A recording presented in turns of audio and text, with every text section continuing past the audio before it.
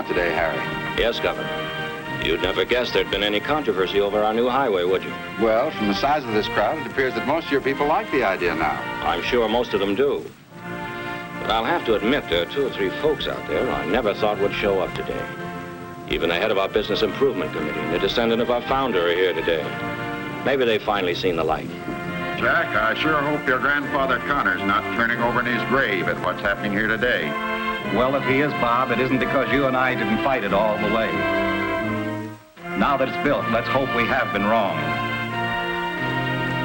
Hello, Ralph. How's the dairy farm?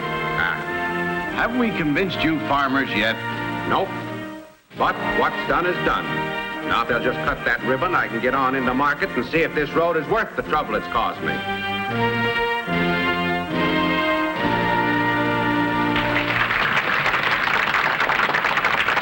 Ladies and gentlemen, it's with distinct pleasure today, on the occasion of this important event, to introduce to you the illustrious governor of our great state, the Honorable Theodore White.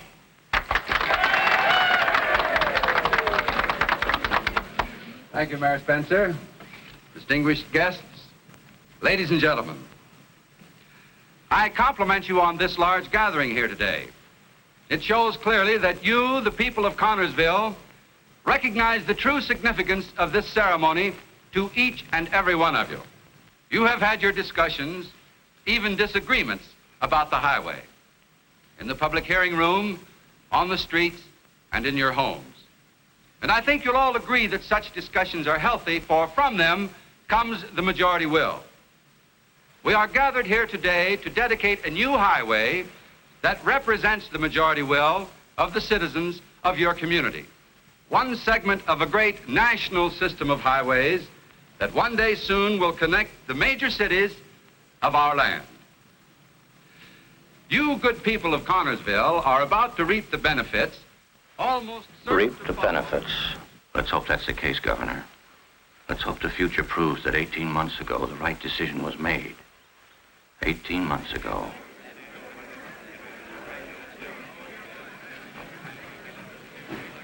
Okay, all right. See if you can find Miss Rathbun a seat, will you?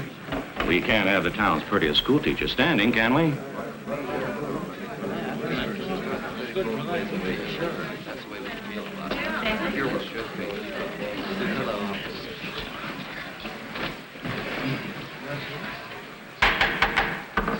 The meeting will come to order. This is a public hearing on the location of improved U.S. Route 110 through Conner County in the vicinity of Connersville. Since federal funds will be used in this project, the law requires a public hearing to discuss the economic effect of the proposed highway location. The law also says that ample notice of the hearing must be given so that all interested parties may appear and be heard. Judging from the size of this crowd here today, I would say that the state's given plenty of notice. Now, as your mayor, I've been asked by the State Highway Department to conduct this hearing. So let's get things started by turning the meeting over to Mr. Paul Jacobson, the State Highway Division engineer, who will explain the state's proposal. Mr. Jacobson. Thank you, Mayor Spencer. For the record, I'm Paul Jacobson, speaking as division engineer for the State Highway Department. Now, as you know, the state is proposing to improve federal aid Route 110 in the vicinity of Connersville. This highway will be part of the Interstate Highway system created by the Federal Aid Highway Act of 1956. Now, to help you understand our proposal, I'd like to begin my presentation by showing you a short film that'll give you some of the background of the current highway program.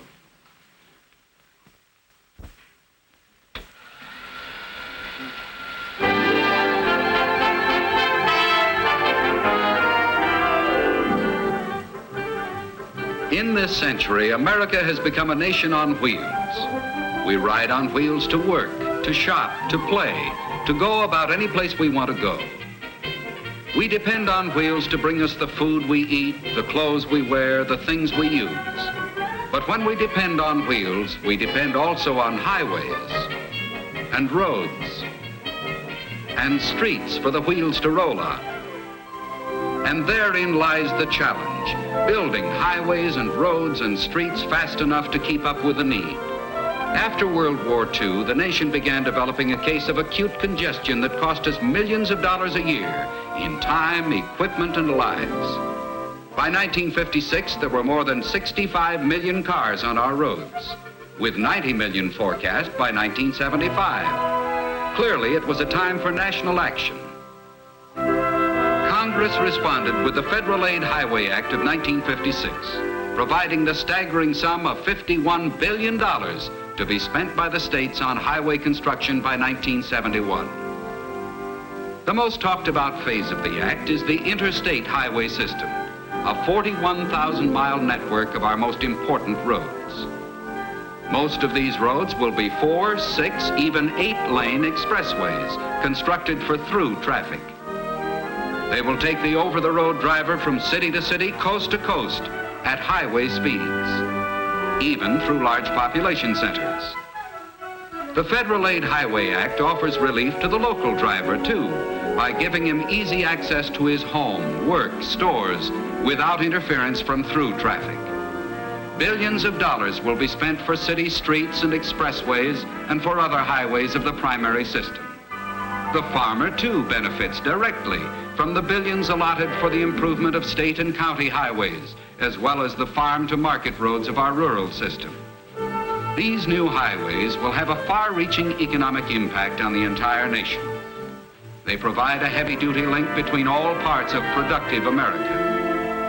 They are a shot in the arm for cities that have begun to feel the impact of growing downtown traffic congestion. They open up vast new areas for suburban living, and they encourage industry to disperse out of city congestion. They stimulate business and create new jobs, particularly among the nation's road builders, who are fulfilling their tremendous responsibility with specialized equipment and modern techniques to build roads of the highest quality at the lowest cost. They stimulate business, too, in the industry supplying the road builders, manufacturers of heavy equipment, explosives, aggregates, steel, concrete, petroleum products, chemicals, and many others. They create other jobs and business opportunities in related fields, too, car, truck, and bus manufacturing, as well as services catering to the motor traveler. Perhaps most important of all, they will save lives, bringing about at least a 50% reduction in the death rate on major highways. State highway officials charged with the responsibility of designing and building the new highway system are actually planning into every mile all the factors that mean safety. Controlled access, for example, the most important factor that promotes safety by eliminating crossroads, private entrances, traffic signals, and grade crossings. Properly planned median strips to separate traffic. Wider traffic lanes that take into account highway driving speeds. Added lanes to handle increased traffic volume. Wider, firmer, well-stabilized shoulders to provide adequate extra roadside lanes for emergencies. Smooth, easy curves and gentle grades to ensure adequate sight distances. And bridges and overpasses over railroad tracks and intersecting highways. Of course, all highway planners recognize the safety value of such factors as adequate lighting at critical points. Easy-to-read highway signs. Modern electronic equipment, such as the type that turns on reduced speed signs in bad weather, or even removes ice from key spots automatically. Important, too, are such good maintenance practices as inexpensive full-scale ice removal with calcium chloride, drainage maintenance, and weed eradication. But the road to better roads is not easy. There are many problems, notably antiquated state laws left over from horse and buggy days, laws that must be brought up to date. Rising land prices, greatly increasing the cost of future highways unless the land can be purchased and set aside now. And the shortage of trained highway engineers. However, the solution to all the problems lies most of all in public understanding.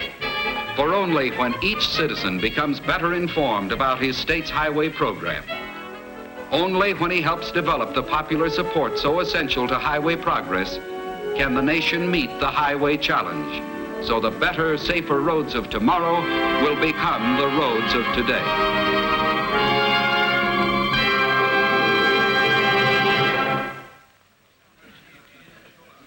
That gives you an idea of some of the factors we considered in arriving at the recommendation under discussion today. Now, this is the highway system presently in Conner County. This is U.S. Route 110. The state proposes to improve U.S. Route 110 with a controlled access highway that'll be part of the Interstate Highway system. Present Route 110 will be widened from 2 to 4 lanes, divided by a median strip, and the alignment will be brought up to present-day standards. Now, at this point, we propose leaving present Route 110 and bypassing the town of Connersville.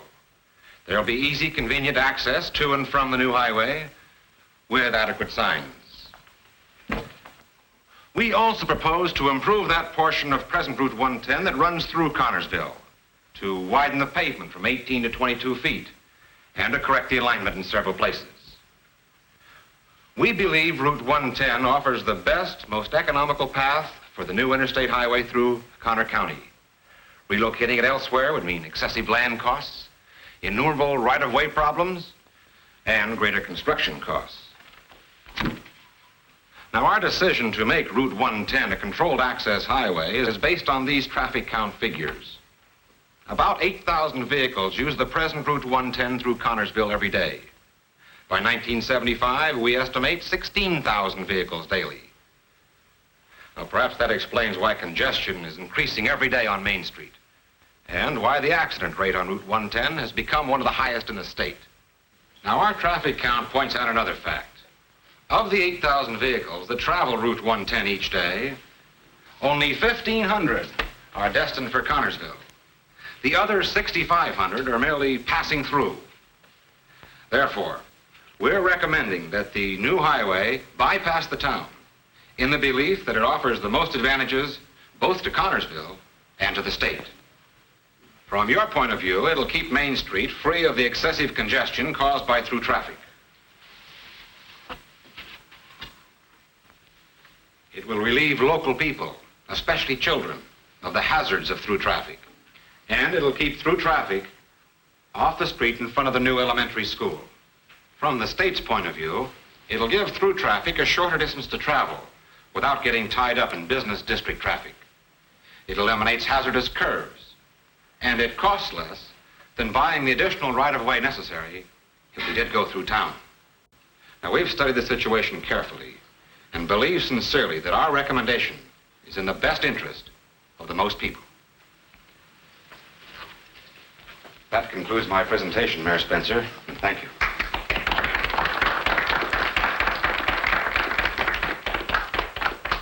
Thank you, Mr. Jacobson. Well, you've just heard the state's proposal.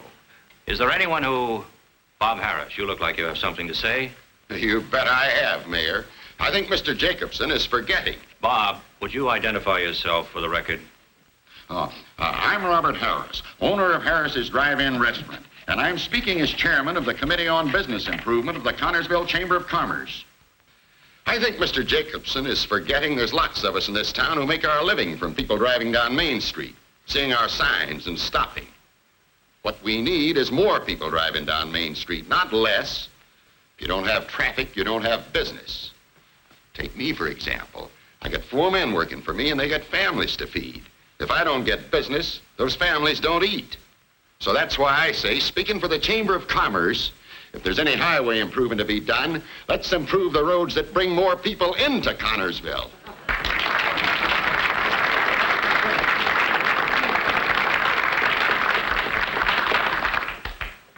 Jack, you wish to say something? I'm Jack Conner. I'm a businessman, too, and I'd like to say a few words as an individual, backing up what Bob Harris just got through saying. My family's been around Connersville a long time. My grandfather started this town. The rest of us Conners have helped it grow. I think it's the best little town in the state.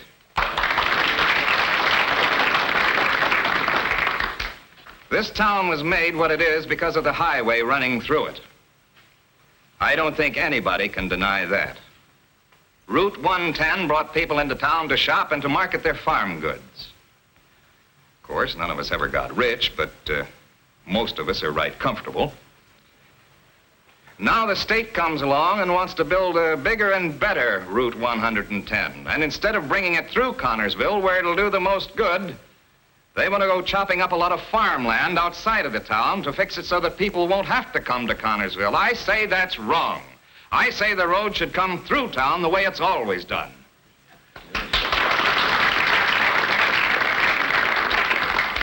Mr. King. I'm Ralph King. I run the King Dairy Farm out west of town. And I've got plenty to say, too, about this highway. I figure there's something wrong when a man's got to give up his farmland for a road he can't use when the road he does use needs fixing so bad. Now, you're planning to put this big new superhighway smack dab through my farm so as folks can get from one side of the county to the other 10 minutes faster, and you're not planning for me to drive on it from my farm. Now, is that right? Yes, it is, Mr. King. But the traffic load on Route 110 prohibits us from permitting any private entrances. You'll be able to get on the new highway, though, by driving just a short way down Route 134. I suppose I could do that. And that's part of what's griping me. I don't see why I should have to drive 2 to 3 miles out of my way down a dusty road full of chuck holes to get onto a new road that runs not more than 200 yards from my house. Well, I don't blame you for complaining about 134. But I can tell you it's on our federal aid secondary road list. And very shortly it'll be improved. Well, that's some good news. But I still say it's wrong to take a man's farmland for a road he can't use.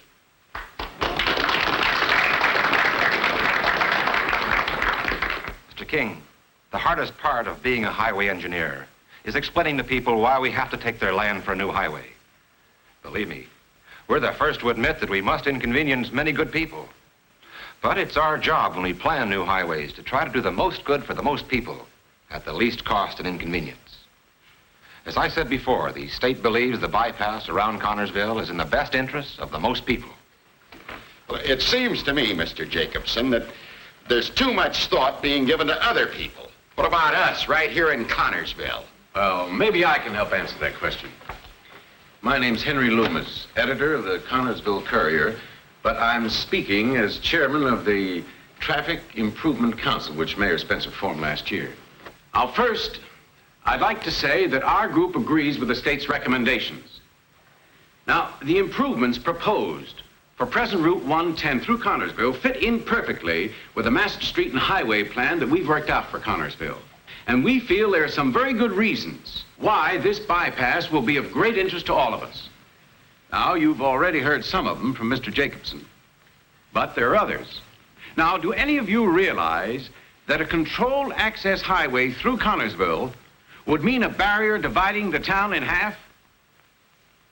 The Traffic Improvement Council has studied similar situations in other towns, and we feel that the economic development of Connersville will be stimulated by this proposed bypass, and the business will actually increase. How's that, Henry? By keeping people away from town? Yes, sir, Jack, exactly.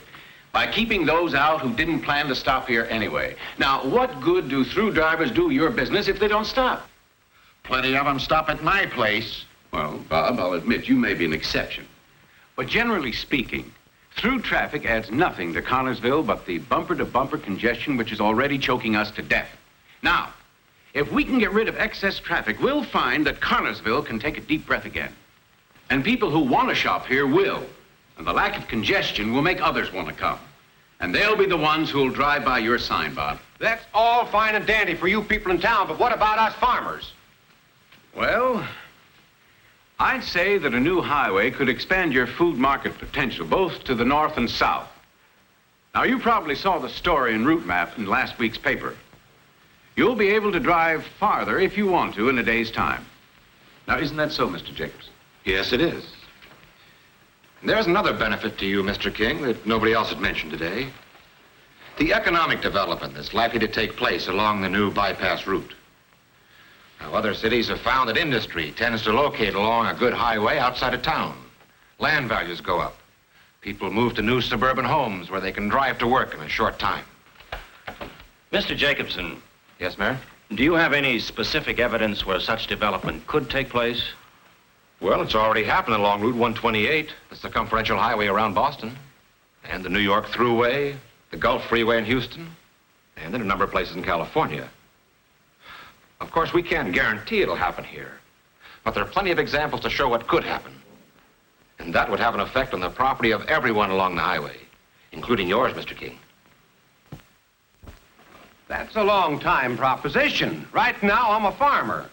And I still want to know why you want my land for your road when you could follow the present right-of-way on land the state already owns. Well, because we feel we must. Now, all of our studies have shown that your land is the best place for the bypass to go. Then you better figure out a way for me to get my 60 head of cows back from the east pasture to the barn for milking with that road blocking the way. Because if you don't, there's going to be a lot of awful hungry youngsters in Connersville.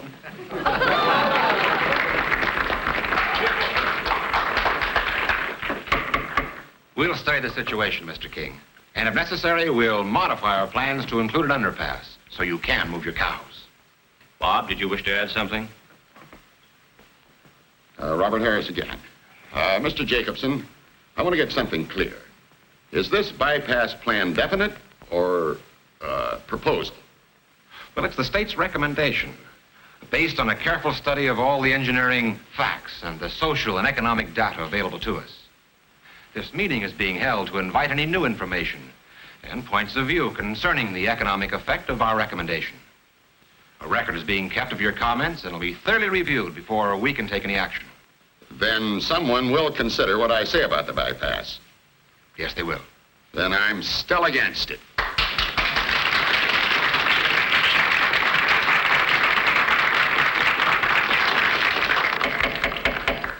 Yes, Miss Rathbun, did you wish to say something? Yes, Mayor Spencer, I do. I'm Helen Rathbun, the 4th grade teacher at the new elementary school. I came here today just to listen. I didn't expect to say anything.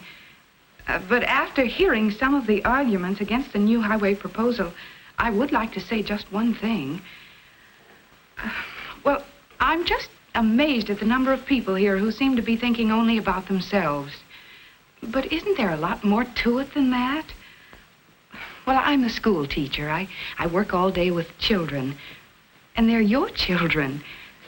So instead of thinking of just what this new road and all the thousands of roads just like it are going to mean to you, shouldn't you give some thought as to what they'll mean to your children? Your children will have a better country to live in because of these new roads. Well, they'll be able to drive anywhere safely, even from coast to coast, without fear in front of them and without fear of accidents, because the people that are planning and building these new roads are conforming to standards such as controlled access and wider pavements, more lanes and wider shoulders, and, well, all the things that Mr. Jacobson's film talked about. This highway means your children will be able to lead better lives in towns and cities that have had a chance to expand and to grow. From all that some people have said here today, you'd think that Connersville would just curl up and die if the highway bypasses the town. Well, it seems to me we're just being blind to the facts, just as we're being blind to our children's future. Can't you see that this highway means a whole new way of life for the children? And a way of life that we have a chance to help plan and to build. Well, I think that the least we owe the children is the best and the safest life we can give them. And I think that we owe them the right to live long enough to enjoy that life.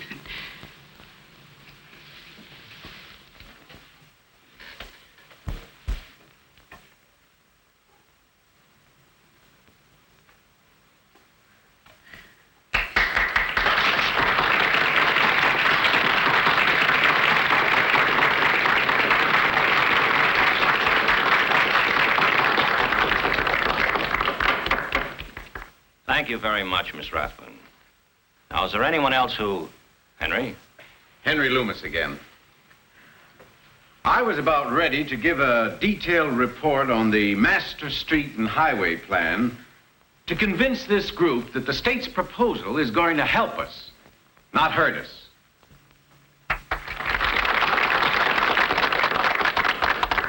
And so, ladies and gentlemen, it appears Connersville is joining the long list of cities and towns across the nation already benefiting from the highway program. And so it is with great pleasure that I congratulate you as these ribbon-cutting ceremonies today officially opens a new chapter in your long and proud history.